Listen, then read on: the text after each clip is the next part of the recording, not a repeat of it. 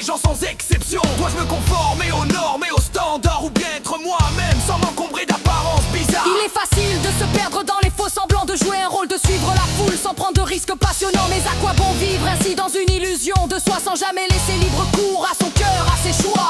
Être ou ne paraître, je choisis d'être vrai. Même si le monde préfère les reflets parfaits, je garde mon âme, mes failles et mes combats, car c'est dans mes faiblesses que je trouve ma voie.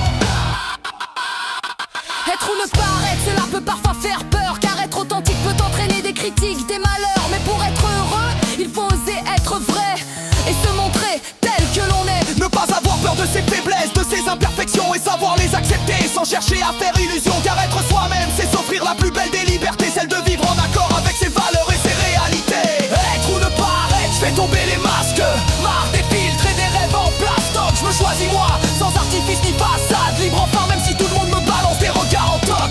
Alors que l'on soit grand ou petit, fort ou faible, il est important d'être vrai, de s'assumer et de se sentir bien selon nos règles. Car être ou ne paraître, c'est avant tout une question de choix, et le choix le plus sage est toujours celui d'être soi. Être ou ne paraître, c'est la peur ou la lumière, entre le miroir et la vérité sincère. Je veux briller sans mentir,